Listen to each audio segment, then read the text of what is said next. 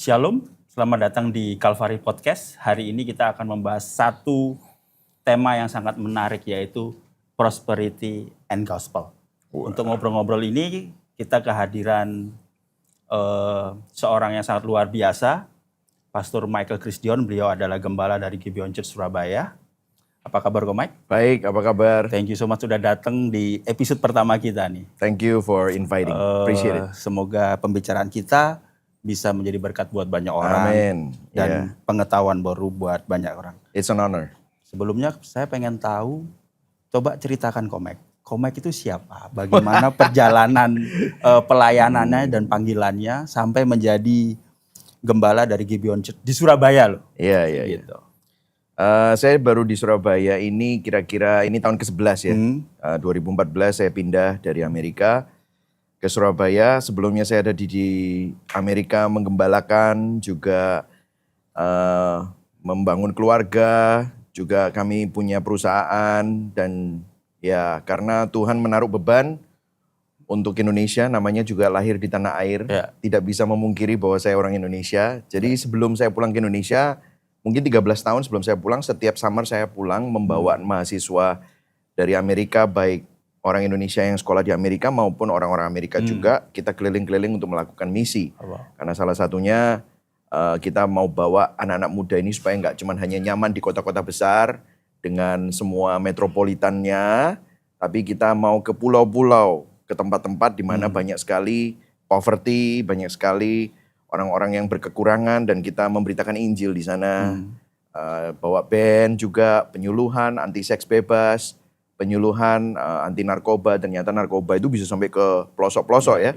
Jadi kita melakukan itu. Nah, waktu saya melakukan itu selama beberapa tahun terakhir, Tuhan membangkitkan sebuah kerinduan ya. Waduh, Indonesia ini butuh Injil ya.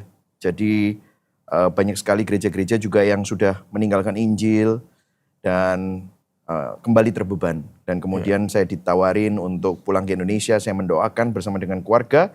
Akhirnya kami memutuskan untuk pulang ke Indonesia bersama-sama, dan we took over this church di Surabaya, Gibeon Church Surabaya. Jadi tahun 2014, sudah di sini 11 tahun. Wow. Jadi sesuatu panggilan yang unik sampai ada di tempat ini sudah 11 tahun, dan saya tahu pribadi bahwa Gibeon Church adalah sebuah gereja di Surabaya yang sangat berkembang, dan bagaimana menjadi sebuah contoh dari gereja yang berpusatkan pada Injil. Ya, puji Tuhan lah. Itu semua karena kuasa Injil ya. Kita percaya Roma 1 ayat 16 ya. Injil adalah kekuatan Allah yang menyelamatkan. Jadi kalau misalnya gereja udah kehilangan Injilnya, Injil yang benar itu, maka gereja juga akan kehilangan kekuatannya. Karena Injil adalah kekuatan Allah. Dan yang menarik adalah Injil bukan tentang ajarannya saja, tetapi eventnya itu, yaitu siapa? Yesus Kristus yang mati dan bangkit, naik ke surga. Nah, itu yang menjadi perbedaan kekuatan Injil itu. Begitu itu hilang, maka kita akan menjadi ajaran-ajaran yang memberikan moralitas dan perbuatan baik saja. Padahal seharusnya moralitas dan perbuatan baik itu adalah hasil dari apa yang Kristus lakukan, yang mau melahirbarukan kita. Itu sih. Titik baliknya di mana, Pastor Mike? Apanya? Dari sebuah gereja yang mungkin Pastor Mike pimpin menjadi gereja yang Pastor Mike sadar bahwa gereja ini harus berpusatkan pada Injil, yang khotbah setiap minggunya tentang Injil. Nah, ini menarik karena connected sama ini topik kita ya. Karena kita bisa saja datang ke gereja, kita bisa saja beribadah, bahkan melakukan hal-hal yang sama dengan orang yang berpusat pada Injil, tapi motivasi hatinya yang berbeda. Karena bisa saja kita menyembah Tuhan, kita melayani Tuhan, beribadah kepada Tuhan, karena dua hal. Satu, ingin dapat berkat. Satu, ingin dapat terobosan. Ingin mendapatkan kesembuhan. Ingin supaya bisnisnya diberkati, keluarganya bahagia. Tidak salah sih. Tetapi pada waktu itu menjadi tujuan utama kita beribadah, maka kita sebenarnya bukan menuhankan Tuhan. Tetapi tujuannya apa? Ya berkat tadi. Itu yang jadi Tuhan kita.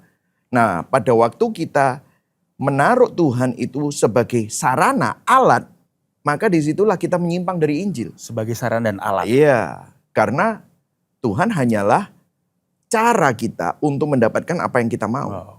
maka sebenarnya Tuhan kita yang sebenarnya itu kan bukan Tuhan. Tuhan hanyalah batu lompatan untuk mendapatkan itu. So, kenapa kamu kok mengikuti Yesus? Ya karena aku diberkati. Berarti berkat yang kamu kejar. Tuhannya hanyalah menjadi sarana untuk mendapatkan yang tujuan akhirnya di hatinya itu adalah berkat sebenarnya. Iya. Nah, kalau kita mengkhotbahkan berkatnya, mengkhotbahkan itu seharusnya implikasi ya. Tapi kalau itu menjadi tujuan, maka yang dikejar bukan Tuhannya. God is not the end, but God is a means to an end. Wow. Jadi itu yang menjadi perbedaannya. Nah, Yohanes 10 ayat 26 berkata, domba-dombaku mendengar suaraku. Aku mengenal mereka, mereka mengenal aku. Nah, yang dikumandangkan di mimbar itu siapa? Suara gembala atau benefit dari penggembalaannya. Kalau keuntungan dari penggembalaannya, nah itu bahaya. Berarti, ayo kamu ikut aku supaya kamu dapat ini gitu kan. Emangnya Tuhan itu seperti sales untuk jualan gitu. Lu jual, gue beli gitu kan. Nah, inilah yang menjadi penyimpangan-penyimpangan itu. Waktu kita kembalikan kepada esensi Injil, apa yang terjadi? Ya domba yang mendengar. Domba yang sadar, oh ini suara gembala ini. Sehingga akhirnya kita bukan attracting customer, but we're attracting disciple. Yang cinta Yesus. Bukan hanya cinta benefit dari mengikut Yesus. Cinta rumputnya ya. Nah, iya. That's right, cinta berkatnya. Iya. Pastor Mike, kalau kita masuk ke dalam prosperity gospel, menurut Pastor Mike, apa prosperity gospel ini? Apa yang mendasari, sejarahnya bagaimana, konsepnya bagaimana? Baik, saya nggak klaim bahwa saya seorang ahli ya dalam teologi kemakmuran ini ya, asal usulnya. Tapi teologi kemakmuran itu sering dikatakan itu seperti prosperity theology atau health, wealth, and prosperity gospel gitu ya. Health, wealth, and prosperity ya. Jadi kesehatan, kekayaan, kemakmuran begitu ya saudara ya. Jadi doktrin yang mengajarkan bahwa Tuhan menghendaki umatnya untuk selalu hidup dalam kesehatan jasmani, kekayaan finansial, dan kesuksesan hidup. Jadi dalam teologi ini berkat materi dianggap sebagai indikator utama dari iman dan hubungan yang berkenan kepada Allah. Jadi ciri-ciri utamanya itu seperti iman dianggap sebagai kekuatan spiritual aktif yang dapat mengklaim berkat gitu ya. Atau mungkin perkataan-perkataan positif yang memiliki kuasa untuk menciptakan realitas. Ini sebenarnya adalah word of faith ya, iman yang menciptakan dan memberi persembahan atau perpuluhan atau buah sulung itu menabur dan diyakini akan menghasilkan panen, harvest kekayaan juga.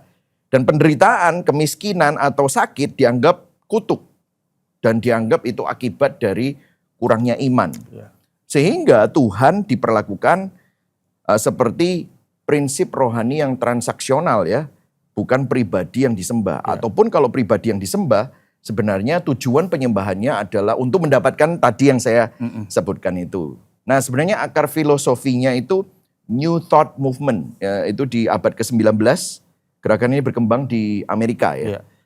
Dan dipengaruhi oleh filsafat metafisika pseudo-Kristiani. Jadi bukan real Christian tapi pseudo-Christian. Bagaimana pikiran positif dapat menarik realita yang positif juga.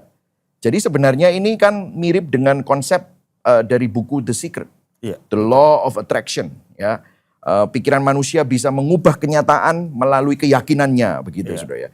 Nah tokoh-tokohnya seperti Phineas Quimby, inspirasi utama dari Mary Baker Eddy dari Christian Science ini ya. Jadi ini yang mempengaruhi sekali. Nah juga pengaruh dari gerakan Pentakosta karismatik di awal abad ke-20 ya. Jadi sebenarnya pengalaman Pentakosta ini dan karismatik ini sebenarnya bagus. Karena pengalaman dengan kuasa Roh Kudus yang mungkin memperbarui banyak gereja-gereja yang mungkin sudah stagnan dan mengalami kemunduran begitu ya. Puji Tuhan. Tetapi Tidak semua ya, tidak semua Pentakosta karismatik itu penganut prosperity gospel. Ya. Tetapi beberapa pengajar mulai menyimpangkan fokus ini menjadi teologi Pentakosta karismatik ini harus menghasilkan sesuatu. Yaitu apa? Kalau kamu penuh roh, maka kamu pasti akan diberkati secara berlimpah-limpah. Nah di situ penyimpangannya. Dan kalau kamu jatuh sakit atau miskin, pasti ada yang salah dengan imanmu. Ya. Nah itulah yang menjadi penyimpangan-penyimpangannya gitu ya. Jadi itulah yang menjadi gerakan Word of Faith dari 1950-an sampai sekarang yang dengan moto bahwa perkataanmu adalah kuasamu, imanmu adalah kunci untuk mendapatkan yang kamu inginkan, berkat-berkat itu kelimpahan, dan uangmu atau apa yang kamu miliki itu adalah benihmu. Nah, itu pengajarannya. Say it and claim it. That's right, ya. Nah, ini dipopulerkan dengan apa? Televangelism ya. Yeah. Jadi lewat TV di mana Injil itu dikemas sebagai motivasi diri dan janji sukses finansial. Wow.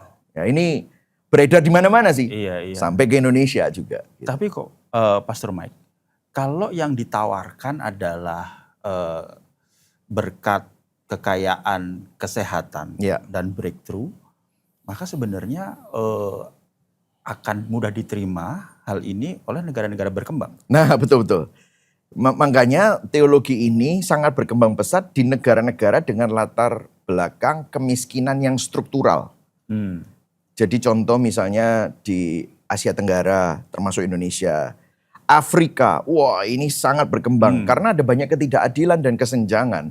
Sehingga ini dianggap menjadi sebuah jawaban.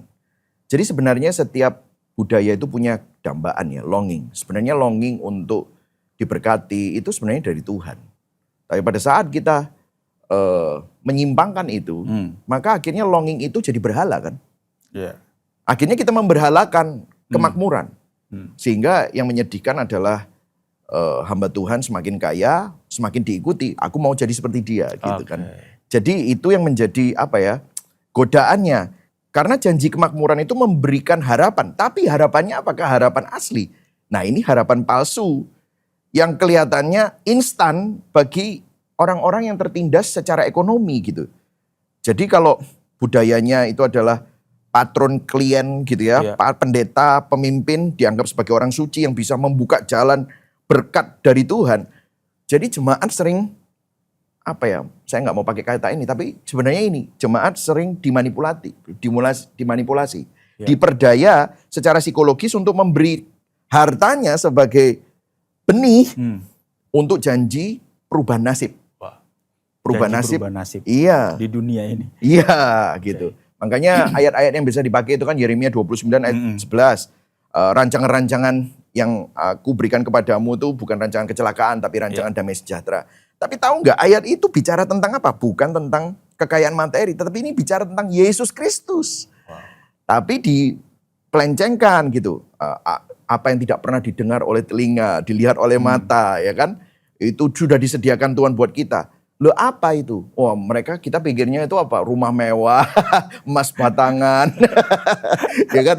Terus berlian gitu. Loh itu kan sudah dilihat oleh manusia semua. Apa yang belum dilihat manusia yang tidak pernah didengar? Adalah Allah yang turun ke dunia, berinkarnasi ke tempat yang paling hina. Allah yang paling kaya ke tempat yang paling hina untuk membuat kita yang hina, miskin rohani, diperkaya secara rohani. Itu yang tidak pernah dilihat oleh mata. Jadi seringkali ayat-ayat ini dipelencengkan. Yohanes 10 ayat 10 contohnya, aku datang memberi mereka hidup yang berkelimpahan. Padahal aslinya di situ sozo itu bicara tentang hidup bersama Tuhan. Jadi hidup yang miskin itu hidup terpisah dari Tuhan. Hidup yang berkelimpahan itu hidup yang berdamai dan disatukan lagi dengan Tuhan. Diperdamaikan dengan Tuhan. Betul. Jadi bukan lagi tentang secara materi. Secara materi. Iya. Meskipun saya perlu bilang gini ya, Alkitab tidak menolak bahwa kita perlu diberkati. Karena Alkitab tidak ngajarin teologi kemakmuran atau teologi kemiskinan. Tapi Alkitab ngajarin apa? Teologi kecukupan. Iya, betul. Bahkan di dalam doa Bapa kami, Yesus bilang apa? Berikanlah pada kami makanan kami hari ini secukupnya. Jadi kecukupan itu selalu ada. 1 Timotius, asal ada makanan, minuman, pakaian, cukuplah. Gitu kan. Itu kan seharusnya menjadi indikasi bahwa Alkitab selalu mengajarkan jangan sampai kita ingin kaya karena itu akan membawa kita jatuh dalam pencobaan. Tapi cukup. Bahkan Mazmur aja bilang kan, jangan buat aku terlalu kaya sehingga aku nanti lupa. Tapi jangan buat aku terlalu miskin sehingga aku mencuri. Tapi berikanlah aku yang cukup. Nah, Alkitab mengajarkan kecukupan. Jadi saya percaya Tuhan memang selalu mencukupkan kita sesuai dengan anugerahnya. Paulus juga mengajarkan tentang bagaimana hidup dalam cukup itu ya. Iya, betul. Nah, kalau boleh kita jabarkan lagi, sebenarnya bahaya realnya apa, Pastor Mike? Ya, tadi sudah saya sempat sebutkan sedikit ya. Iman itu kan jadi transaksi. Dan yang bahaya adalah gini, kita menaruh iman pada iman. Betul. Sehingga objek iman kita itu bukan Tuhan lagi. Karena Tuhan hanya dijadikan alat. Tuhan hanyalah sarana, bukan tujuan akhirnya. Tujuan akhirnya kan kita mendapatkan semua kelimpahan-kelimpahan itu. Jadi iman menjadi alat transaksi, bukan kepercayaan. Akhirnya apa? Inti Injil yang adalah kabar baik penebusan Allah itu hilang, kabur. Dan yang kita lihat adalah Injilnya, makanya Injilnya jadi kemakmuran itu tadi. Padahal kita diselamatkan untuk berdamai dengan Allah, hidup bersama dengan Allah. Ya memang satu hari kita akan mengalami pemulihan di langit baru, bumi baru. Tubuh kemuliaan, tidak ada lagi dosa, tidak ada lagi kemiskinan dan yang lain-lain. Tetapi kan kita bukan bersuka cita karena tidak ada lagi kemiskinan itu. Tetapi kita bersuka cita karena kehadiran Kristus. Nah, kalau kehadiran Kristus itu tidak menjadi sesuatu yang paling berharga, maka pasti ada sesuatu yang lain yang menjadi yang paling berharga. Itu yang paling bahaya. Akhirnya kita memberhalakan, yaitu kelimpahan. Padahal seharusnya Yesus Kristus itu yang paling berharga. Yesus Kristus menjadi harta kita. Sehingga ini membuka jalan apa ya? Manipulasi, eksploitasi, penyimpangan. Dan kalau ada penderitaan, bukannya tambah dikasih message anugerah bahwa Allah memperhatikan kita dalam penderitaan, tetapi menghakimi penderitaan. Berarti kamu kurang percaya Tuhan. Nanti kamu akan keluar dari penderitaan. Jadi akhirnya percaya Tuhan hanya untuk keluar dari penderitaan. Nah, ini bahayanya menurut saya. Sangat beda. Mungkin kayak main golf itu ya. Kalau misalnya lurus stroke-nya, tapi itu lurus menceng sedikit aja. Ternyata di ujungnya wah jauh sekali. Padahal kelihatannya cuma menceng sedikit. Kelihatan Ayatnya benar, sama. Betul. Jadi serupa tapi tak sama. Gitu. Kelihatannya aspal, asli tapi palsu. Asli tapi palsu. Nah, kalau kita masuk lebih dalam lagi, berarti kalau kita tidak hati-hati, ini akan mempengaruhi keimanan kita dan hubungan kita dengan Tuhan. Pastor Mike. Pastor Mike tadi cerita bahwa sepertinya kita mengimani iman. Jadi ada sebuah jembatan lagi untuk sampai ke Tuhan yang berbentuk iman itu. Ya, seperti itulah, mirip.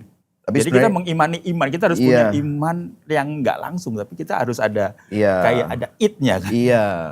Padahal seharusnya kan, misalnya saya selalu memberikan contoh begini. Iman kita tidak perlu benar. Iman kita tidak perlu besar. Tapi harus benar. Ya kan? Karena begini, Ibrani 11 ayat 6. Kan dikatakan tanpa iman tidak ada seorang pun, tidak mungkin orang berkenan kepada Allah. Jadi maksudnya gini, iman kita ini objeknya siapa? Apa?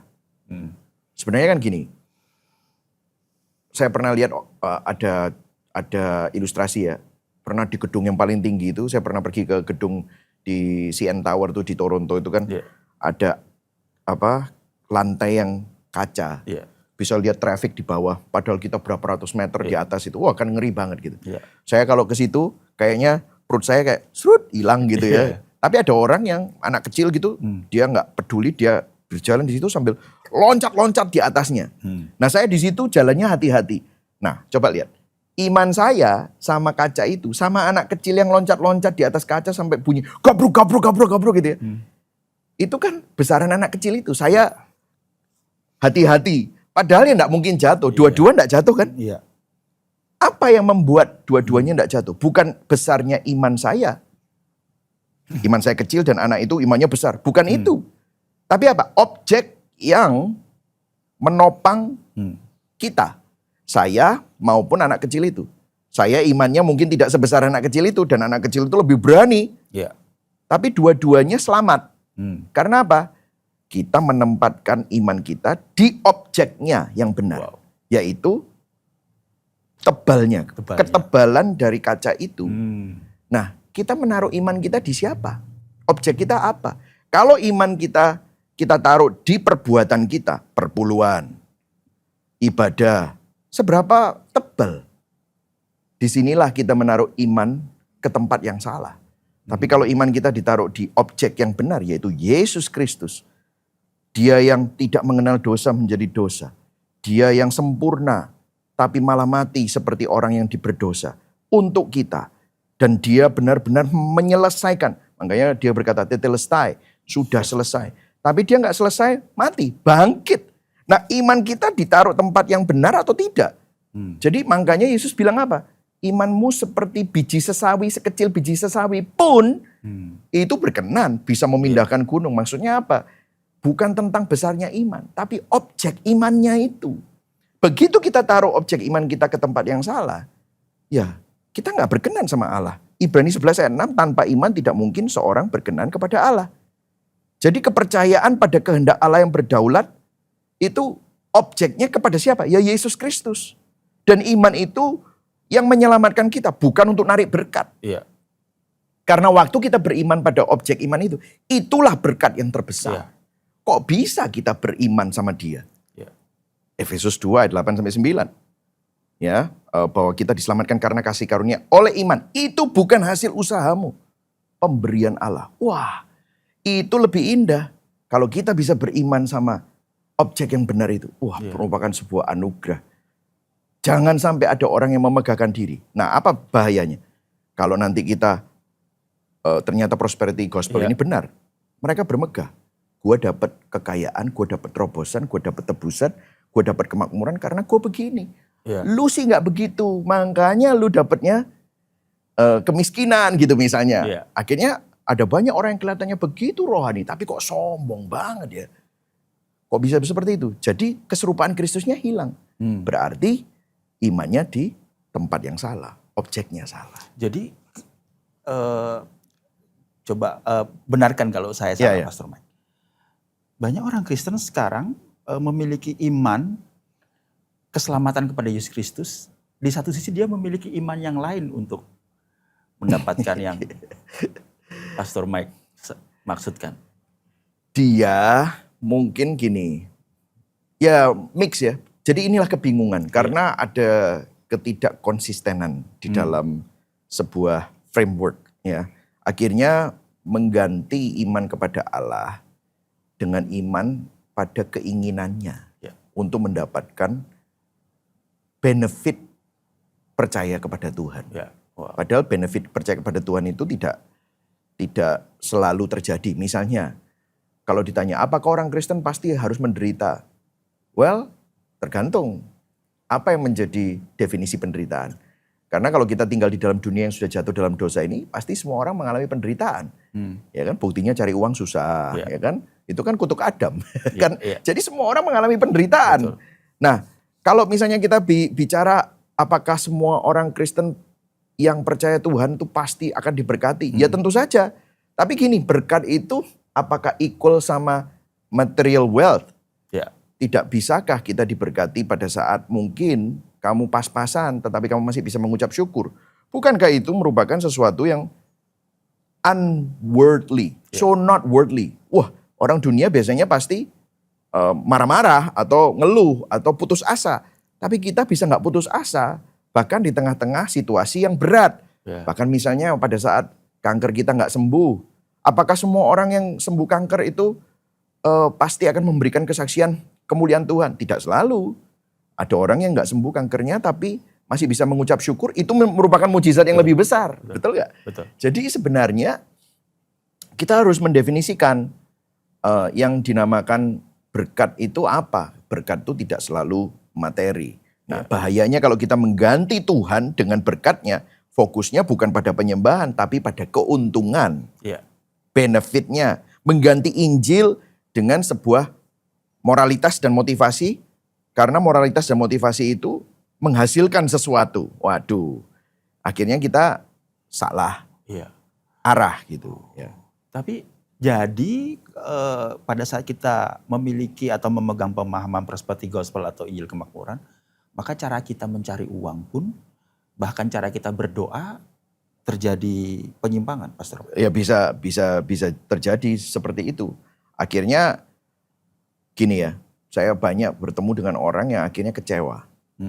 Saya sudah melakukan semua yang dilakukan oleh dikhotbahkan. Tapi mana buktinya? Nah itu kan selalu pertanyaannya gitu. Mana buktinya? Loh, bukti apa gitu. Jadi akhirnya mereka selalu melihat dan mencari bukti-bukti dari yang dia mau itu apa. Kan itu kan seperti anak kecil yang throwing tantrum. Padahal sudah jam 9 malam, dia tidak boleh makan es krim sama orang tuanya.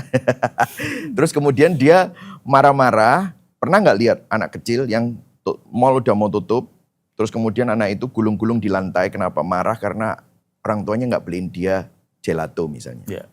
Itu kan kita seperti itu, mana buktinya? Kan gitu. Kalau Tuhan, apakah engkau ada? Seakan-akan Tuhan, aku nggak ada gitu. Seakan-akan aku harus membuktikan keberadaanku. Loh, kita berusaha memanipulasi kehendak Tuhan gitu. Jadi ini yang menjadi masalah ya. Akhirnya mereka mencari hal-hal yang bukan Kristen lagi, bukan tentang Tuhannya, tapi tentang apa yang mereka mau. Gitu. 1 Timotius 6 ayat 9-10 ya, saya jadi ingat mereka yang ingin kaya terjatuh ke dalam berbagai pencobaan. Karena akar segala kejahatan adalah cinta uang. Amsal 11 ayat 28, siapa percaya pada kekayaannya akan jatuh. Jadi kekayaan materi, uang, itu menciptakan ilusi bahwa sukses finansial adalah bukti keberhasilan iman. Padahal nggak seperti itu. Malah ujian menurut saya. Kalau kita dikasih kekayaan itu ujian. Dan ujian yang lebih berat. Karena with great wealth comes with great responsibility. Apa yang akan kamu lakukan dengan semuanya itu? Kalau kita melakukannya dan kita berpikir kita Tuhan. Dan kita powerful sekali. Waduh, kita perlu bertobat itu. Karena itu merupakan anugerah dan merupakan ujian juga menurut saya. Gitu. Menurut Pastor Mike, kekayaan finansial termasuk kesembuhan fisik, apakah part dari penebusan?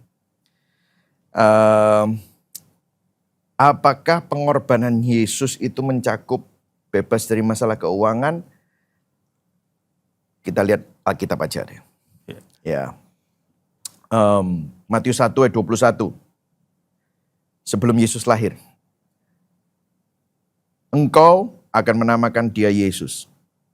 Itu kepada Yusuf ini. Karena dialah yang akan menyelamatkan umatnya dari dosa mereka. Tidak ada itu. Menyelamatkan umatnya dari kemiskinan mereka. Tidak ada. Menyelamatkan umatnya dari penyakit mereka, tapi dosa mereka. Kalau semua oleh bilur-bilurnya kita menjadi sembuh dari apa?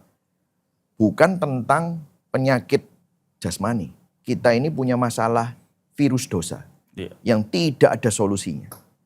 Solusi di dunia ini tidak bisa memecahkan masalah dosa.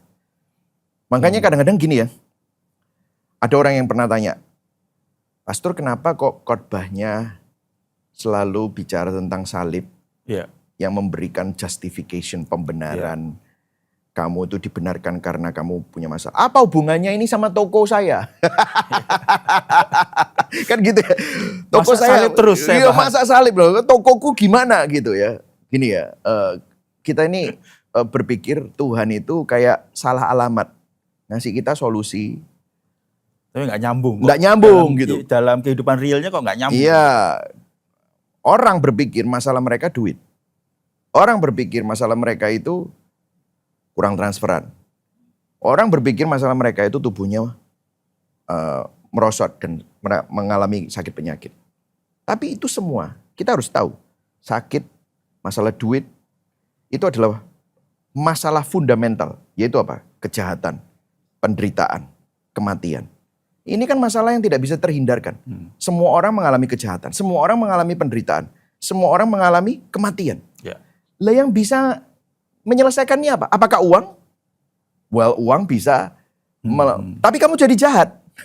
Akar cinta uang adalah akar dari segala kejahatan. Ya kan? Terus apakah penderitaan bisa di-solve dengan uang? Ya bisa, tapi kamu bisa tetap nangis kok. Ya mungkin nangisnya lain. Kalau enggak punya duit nangisnya di becak. Kalau punya duit nangisnya di Mercy gitu kan. Tapi tetap aja nangis gitu ya kan. Terus kematian. Mau punya duit berapa? Semua orang harus menghadapi kematian. Yang bisa menjadi pemecah untuk itu semua. Itulah kenapa Yesus memberikan solusi yang bukan dari dunia ini. Dia memberikan solusi dari ketiga ini. Kejahatan, penderitaan, kematian. Gimana caranya? Dia mengalami kejahatan terbesar. Dia taat sempurna. Upah dosa adalah maut. Kalau upah tidak berdosa mestinya apa?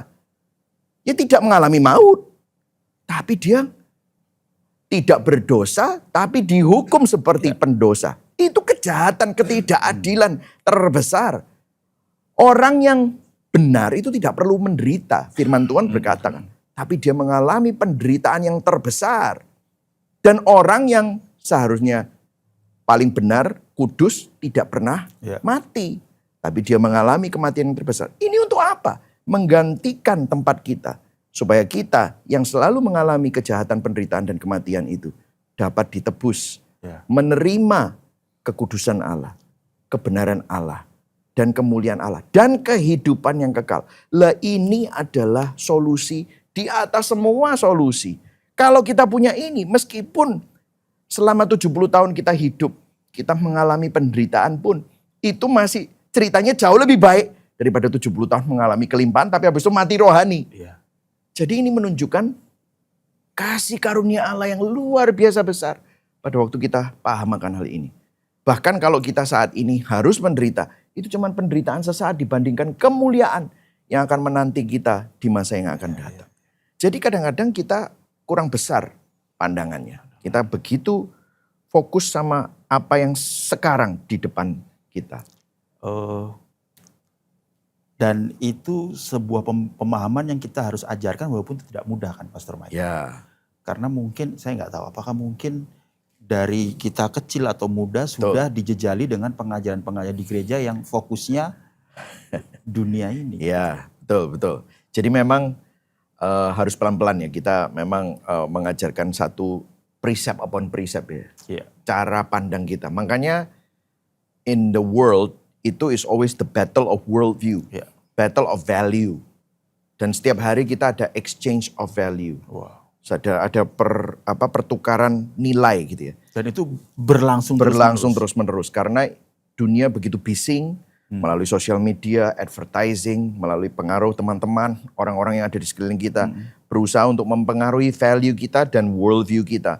Makanya sebenarnya sarana anugerah seperti baca firman, ibadah di tempat yang benar. Terus sakramen, punya komunitas, itu bukan supaya berkatnya lancar.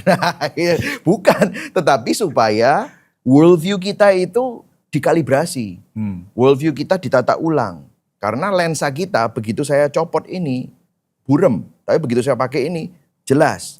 Nah, pada waktu kita berdoa, pada waktu kita melakukan disiplin rohani, itu bukan supaya nanti disertai Tuhan, bukan. Penyertaan Tuhan pasti menyertai kita, tetapi kesadaran kita akan penyertaan itu. Pandangan kita supaya kita tidak pakai nilai dunia dalam menghadapi segala sesuatu. Kita punya clarity, kejelasan gitu. Itulah sebabnya kita perlu terus dikalibrasi. Makanya saya sampai nulis buku Kalibrasi Hati, 52 minggu. Kenapa? Hati kita seperti timbangan aja perlu dikalibrasi. Termometer aja perlu dikalibrasi. Jam tangan kita perlu dikalibrasi. Begitu pindah zona waktu, perlu dikalibrasi. Jam berapa ini? Wong ini yang fisik aja harus dikalibrasi. Apalagi hati kita. Apalagi worldview kita. Karena begitu mudah. Jadi bahayanya jangan pakai worldview dunia diterapkan melalui khotbah dan gereja juga. Akhirnya apa yang terjadi? Ya gerejanya dimuridkan untuk jadi seperti dunia dan menginginkan apa yang dunia inginkan. Padahal seharusnya kan kita memuridkan mereka untuk mengikut gembala agung. Gitu. Ya kan? Untuk tegak lurus sama Yesus. Iya. Lalu bagaimana kita memohon dan berdoanya, Pastor Mike? Mungkin kita lagi kekurangan misalnya ya. Anak kita sakit. Bagaimana kita berdoanya? Ya. Jadi sebenarnya apakah tidak boleh kita minta pertolongan Tuhan? Tentu saja boleh. Kita ini kan anak ya. Jadi Roma 8 ayat 17, kita ini anak, kita juga ahli waris. Tapi yang aneh di situ, kalau kita anak, kita juga ahli waris. Baca aja ayat 17, Roma 8 ayat 17. Kita menderita bersama-sama dengan dia. Wih, kan itu tidak pernah dibaca kan gitu ya. Nah, teologi kemakmuran mengabaikan penderitaan itu dan hanya menekankan status sebagai ahli waris. Tapi ahli waris yang sesungguhnya itu bicara tentang apa? Meskipun kita menderita, Roma 8, Allah turut bekerja dalam segala sesuatu untuk mendatangkan kebaikan.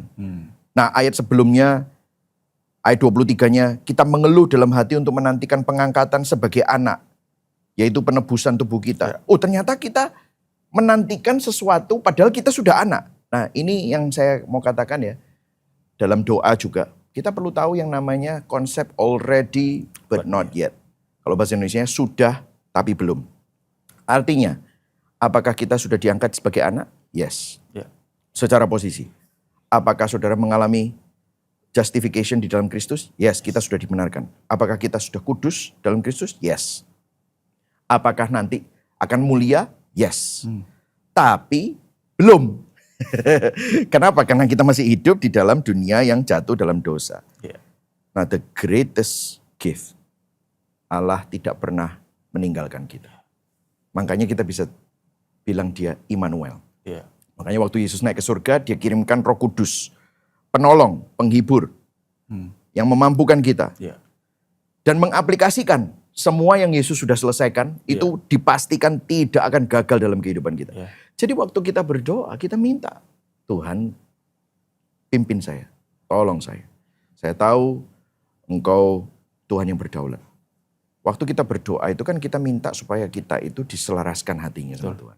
Karena itu tadi, hati kita masih terpengaruh oleh keinginan-keinginan daging. Nah, waktu kita berdoa, kita minta Tuhan, datanglah kerajaan-Mu. Jadilah kehendak-Mu di bumi seperti di surga. Bukan mengklaim, tapi biarlah world view itu. Supaya kita melihat kepada kehendak Tuhan. Nah, apakah Tuhan bisa menolong? Tentu saja. Apakah Tuhan bisa menyembuhkan? Tentu saja. Tapi itu semua berdasarkan kedaulatannya. Kalau dia tidak menyembuhkan misalnya, Allah turut bekerja dalam segala sesuatu untuk mendatangkan apa? Kebaikan. Berarti itu yang terbaik. Artinya, kalau misalnya kita nggak sembuh, kalau misalnya kita masih diizinkan mengalami hal yang kurang enak menurut ukuran manusia, tapi itu yang terbaik buat Tuhan. Artinya, ada sesuatu yang Tuhan mau ajarkan, ada sesuatu yang Tuhan mau lakukan melalui situasi kita. Jadi kita harus percaya bahwa meskipun kita tidak bisa melihat tangannya yang melakukan hal yang kita inginkan, tapi kita percaya hatinya yang selalu memberikan terbaik. Kalau ragu, lihat salib. Tuhan tidak perlu melakukan itu. Tapi dia masuk ke dalam penderitaan manusia, menunjukkan solidaritas ilahi, dan bahkan merengkuh penderitaan manusia. Untuk apa? Dia nggak perlu loh kayak gitu. Dia nggak perlu dikhianati, dia nggak perlu dilecehkan, dia nggak perlu disiksa, dia nggak perlu merasakan sakit. Tapi dia rela untuk melakukan itu semua. Untuk apa? Pada waktu kita dikhianati, pada waktu kita dilecehkan, pada waktu kita menderita dan sakit, dia dapat berkata, aku ngerti, aku mendampingi kamu. Sehingga when we suffer, we don't complain, but we suffer well. Tim Keller tuh yang bilang. When we suffer, we suffer well. Karena kita didampingi oleh Tuhan. Bukankah itu merupakan suatu keindahan yang luar biasa? Jadi when we suffer itu bukan berarti karena kita kurang iman atau dikutuk. Iya betul. Loh, by the way, kalau kamu lihat di Ibrani 11, itu kan ada ayatnya itu setelah pahlawan-pahlawan iman. Kita buka aja ya. Ibrani 11 ayat 39 sampai 40, itu sebenarnya at the end setelah disebutkan itu dari Abraham, Musa segala macam itu disebutkan, terus mereka bilang gini ayatnya, mereka semua tidak memperoleh apa yang dijanjikan itu. Sekalipun iman mereka telah memberi kesaksian yang baik tentang mereka. Jadi janji Allah memang sudah benar, tapi tidak semuanya digenapi sekarang. Nah ini yang membedakan pengharapan Kristen dan ilusi teologi kemakmuran. Teologi kemakmuran kadang-kadang seringkali over-realize eskatologi. Nah ini bahasa berat nih ya. Over-realize eskatologi. Jadi eskatologi yang dipaksakan menuntut janji surgawi nanti di langit baru bumi baru itu harus sekarang. Ya. Padahal Alkitab memanggil kita untuk berharap kepada siapa? Yesus itu. Yang nanti akan menjadi pahlawan iman kita yang menyempurnakan iman kita. Di Ibrani 12 juga. Ya. Jadi makanya Ibrani 11 harus diikuti. Marilah kita melakukannya dengan mata yang memandang kepada Yesus. Wah itu kan gitu. Ya. The author and the finisher of our faith. Ya. Ya, dia penulis iman kita dan penyempurna iman kita. Jadi ini yang menguatkan kita sih sebenarnya. Ya. Lalu gimana cara kita menanggapi jika ada orang-orang yang memberikan kesaksian? Ya, ya. Saya dari dulu sudah beriman, lalu Tuhan tolong, Ya. setelah itu Tuhan berkati, dan itu kejadian loh Pastor Mike. Ya. Bukannya nggak kejadian Pastor Mike. Dan berulang-ulang, lalu ada orang berkata, wah ini bisa aku copy paste ini.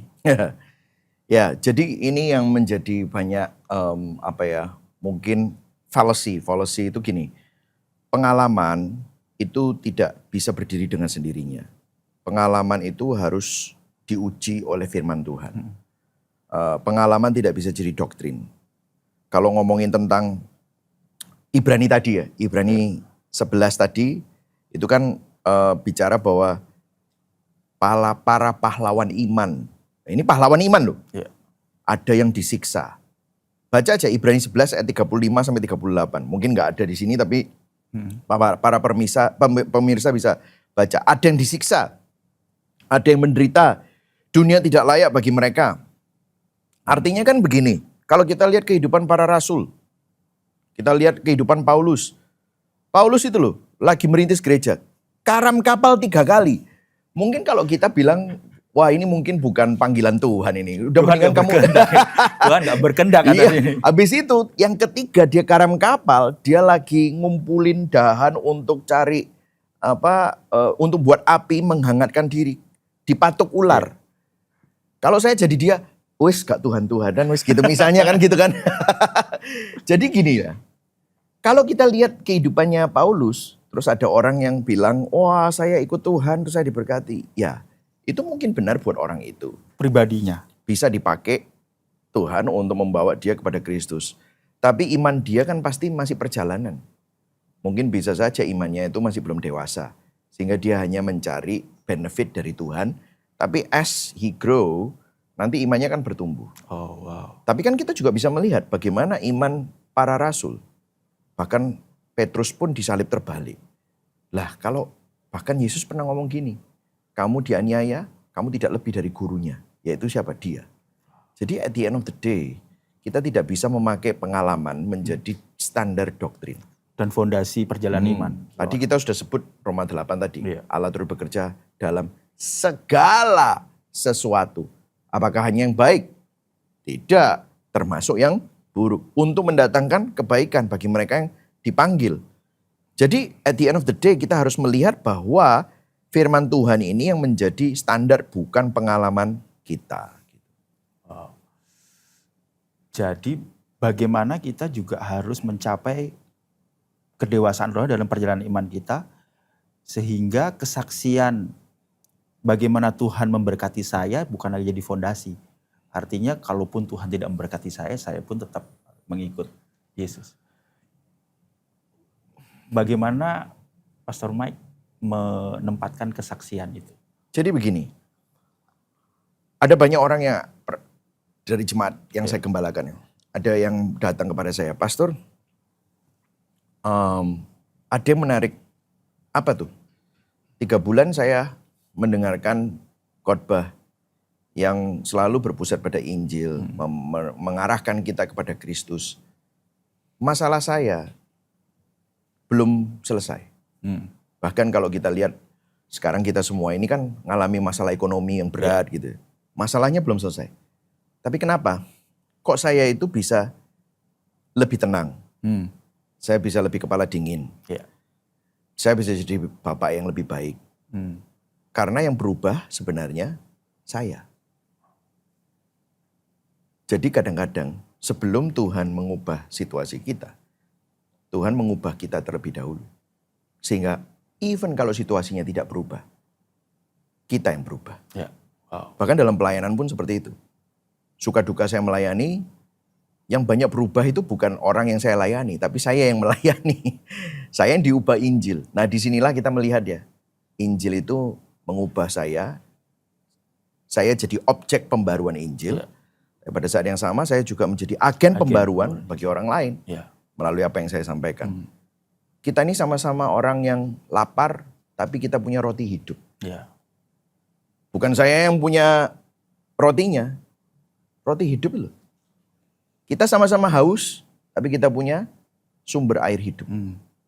Kita sama-sama mati, tapi kita menerima kebangkitan dan hidup. Wow. Jadi tugas kita hanya continue to point to Christ. Lalu jika ada seorang yang ya dalam ajaran, dia mendapatkan pengajaran dalam perjalanan iman mereka, Pastor Mike, bahwa engkau spesial, makanya engkau berhak mendapatkan janji-janji, termasuk janji finansial. What do you think, Pastor? Apakah saya tahu bahwa kita spesial karena kita telah ditebus oleh Tuhan. That kind of special, highly favored. Ya, kita highly favored karena apa yang Kristus lakukan ya. Jadi kita kembali ke Alkitab aja. Markus 8 ayat 34-36 berkata apa? Siapa yang mau mengikut aku, biarlah dia menyangkal dirinya, memikul salib dan mengikut aku. Jadi kalau kita memandang kepada Kristus, itu sebenarnya kan kita menanggalkan manusia lama, mengenakan manusia baru. Nah, manusia lama itu apa? Berdasarkan daging. Waktu Anda berkata tadi seperti itu ya, kamu spesial, kamu perlu mengklaim-klaim semua itu. Kan akhirnya kita bukan cinta Yesus, tapi akhirnya kita cinta hal-hal itu tadi. Sehingga penanggalan manusia lama dan pengenakan manusia baru itu berbeda. Nah, manusia baru itu apa? Kalau kamu dipenuhi oleh Roh Kudus, hiduplah oleh roh bukan oleh daging. Buah roh, apa itu? Kasih, sukacita, kesabaran, ya, kebajikan, kemurahan, kelemah lembutan, ya kan, penguasaan diri. Itu enggak ada bicara tentang hal-hal yang materi. Itu semua bicara tentang karena hati yang sudah dikasihi, maka kita juga bisa mengasihi. Kita perlu berbalik sih dari Injil palsu kepada Kristus yang sejati, bukan kepada hasil dari berkat-berkat yang tadi kita cari itu, tetapi kepada Kristus sendiri. Karena Kristus sendiri itulah yang menjadi keindahannya. Nah, saya sih anjurkan untuk mungkin mulai bergabung pada komunitas yang mengajarkan salib Kristus ya. Sebagai pusat kehidupan, bukan kesuksesannya. Karena bahaya juga, karena nanti kita akan salah. Saya mau mengingatkan sekali lagi, bukan berarti saya percaya teologi kemiskinan, tapi teologi kecukupan. Gereja perlu membangun budaya yang bersyukur. Gereja perlu membangun budaya yang selalu tidak mengagungkan kekayaan, tetapi menganggap bahwa Kristus adalah kekayaan mereka. Kalau kita mengalami hal-hal yang kurang enak sekalipun, kita bisa bersyukur dan menganggap itu merupakan kebaikan. Karena ada formasi yang sedang Allah lakukan di dalam kehidupan kita untuk semakin serupa dengan Kristus. Dan saya percaya juga kecukupan Tuhan pasti akan selalu ada. Kalau Tuhan izinkan artinya ada anugerah. Dan anugerah itu akan selalu menopang kita. Kalau bicara mengenai sebuah komunitas yang gereja yang benar, kalau tidak hati-hati maka Prosperity Gospel membuat sebuah gereja memanipulasi jemaat untuk dalam pencarian dana. Nah ya, seringkali begitu ya. Saya mau bacakan sebuah ayat nih ya. Tadi sebelum ini saya jadi ingat ya. Yeskiel 34 ayat 2-4 berkata, celakalah para gembala Israel yang menggembalakan dirinya sendiri. Bukankah seharusnya para gembala menggembalakan domba-dombanya? Tapi kamu memakan lemaknya, memakai bulu domba itu. Kamu menyembelih yang gemuk, tetapi domba-dombamu tidak kamu gembalakan. Yang lemah tidak kamu kuatkan. Yang sakit tidak kamu obati. Yang luka tidak kamu balut. Tetapi dengan kekerasan dan kekejaman kamu memerintah mereka. Wah, ini bukan saya loh ngomong. Ini Alkitab ini. Ini kecaman langsung terhadap para pemimpin rohani yang mengeksploitasi umat untuk kekayaan dan kekuasaan pribadi. Makan lemak, memakai bulu domba, dan tidak menggembalakan mereka. Wah, ngeri sekali ini. Mika 3 ayat 1-3. Bukankah seharusnya kamu mengetahui keadilan, hai kamu yang membenci yang baik dan mencintai yang jahat. Kamu menguliti umatku, mencabuti daging dari mereka.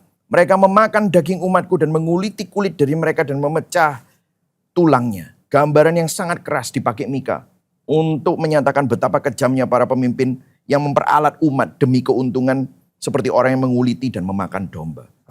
Yohanes, perjanjian baru, Yesus yang ngomong. Seorang upahan yang bukan gembala dan bukan pemilik domba itu sendiri. Ketika melihat serigala datang, ia meninggalkan domba-domba itu lari. Sebab ia seorang upahan dan tidak memperhatikan domba-domba itu. Tapi akulah gembala. Aku memberikan nyawaku untuk domba-dombaku. Loh, siapa yang perlu kita ikuti? Gembala dunia atau gembala agung kita, Yesus Kristus? Itu sudah menjadi indikasi jadi sangat terbaik. krusial mungkin bagi pemirsa untuk memilih komunitas dan pemimpin rohani yang benar. Tentu saja. Wow. Ya, nasihat saya sih kita terus kumandangkan suara gembala agung kita. Ya. Biarlah kalau Kristus diberitakan, maka para domba-domba Kristus itu akan terus mendengarnya. Dan saya yakin di sanalah kekuatannya. Ya. Mazmur 23 kan berkata, Tuhan adalah gembalaku. Tidak akan kekurangan aku. Wah, teologi kecukupan kan? Iya. Sekalipun aku melewati lembah kekelaman, aku tidak takut bahaya. Sebab engkau besertaku. Jadi sebenarnya berkat yang terbesar itu bukan tentang kurang atau tidaknya. Siapa yang bersama dengan kita. Ya. Jadi bukan apa yang kita hadapi, tetapi siapa yang bersama dengan kita. Itu sih. Wow. 2 pertanyaan terakhir, Pastor Mike. 2 lagi. Saya gabung. Ya. Apa yang harus dilakukan seseorang untuk berbalik dari prosperity gospel kepada Injil sejati? Pastor Mike tadi bilang bahwa memilih komunitas yang tepat. Ya. Apa saja yang kita perlu? Saya rasa kita ini sebelum mencari solusi ya, kita tuh perlu mengakui bahwa hati kita tuh bobrok, rusak. Dan yang kita butuhkan bukan terobosan berkat, tapi yang kita butuhkan adalah bertobat, dan yang kita butuhkan adalah Kristus. Karena Yesus adalah harta yang terbesar bagi kita. Ia tidak menjanjikan kemudahan sih memang, tapi menjanjikan siapa? Dirinya sendiri. Makanya di amanat agung itu dibilang, aku akan menyertai engkau sampai pada kesudahan zaman. I think that's the greatest thing. Wow. Dan dia sudah buktikan itu. Dia tidak menganggap kesetaranya dengan Allah sebagai milik yang harus dipertahankan. Melainkan mengosongkan dirinya. Mengambil rupa menjadi seorang hamba. Menjadi sama dengan manusia. Dalam keadaannya yang menjadi manusia itu, mati di kayu salib. Untuk siapa? Untuk kita. Supaya kita menjadi miliknya, berdamai dengan Bapa untuk kemuliaan Tuhan. Itu adalah berita yang terbesar. Saya ngomong begini aja sangat terharu. Karena berkat yang terbesar adalah kita memiliki Kristus. Mujizat terbesar. Mujizat yang terbesar. Dan kita kalau punya Kristus, kita punya segalanya. Dan kalau kita punya segalanya di dunia ini tapi nggak punya Kristus, kita nggak punya apa-apa. Kita orang yang paling menyedihkan. Makanya kita butuh Dia. Karena itu hari ini saya berdoa supaya orang-orang yang mendengar kembalilah terpersona terhadap Kristus. Kembalilah kepada penyembahan yang benar, bukan menyembah untuk mendapatkan sesuatu. Ada seorang filsuf Romawi namanya Cicero. Dia berkata, sonum bonum. Kalau kamu melakukan kebaikan supaya kamu diselamatkan, itu adalah kejahatan. Kalau kamu melakukan kebaikan, lakukanlah demi kebaikan itu sendiri. Tidak ada manusia yang bisa ngelakuin itu. Siapa yang ngelakuin itu? Tuhan. Tuhan. Karena begitu besar kasih Allah akan dunia ini. Sehingga dia mengaruniakan anaknya yang tunggal. Supaya barang siapa yang percaya kepadanya tidak binasa. Mereka beroleh hidup yang kekal. Itu adalah kebaikan yang terbesar. Dia melakukannya demi kebaikan. Kalau gereja, Pastor Mike, Ya. apakah untuk menanggulangi ini, merespon ini, kita harus kembali memandang keindahan salib juga? Gini ya, keunikan kekristenan itu bukan ajarannya. Bukan ajarannya. Karena gini, keunikan kekristenan adalah peristiwanya yang menyelamatkan. Itulah keunikan Injil. Dan semua ajarannya adalah implikasi dari peristiwa itu. Dan semua ajarannya di Perjanjian Lama menunjuk kepada peristiwanya. Lah kalau kita menghilangkan peristiwanya di dalam khotbah-khotbah kita, intinya akan hilang. Betul nggak? Ya. Karena kalau kita cuma ngomong pengajarannya saja, tanpa peristiwanya, moralitas. Ya. Makanya kadang-kadang ada orang sedikit-sedikit salib, sedikit-sedikit salib. Begitu enggak ada salib. Begitu enggak ada karya Kristus.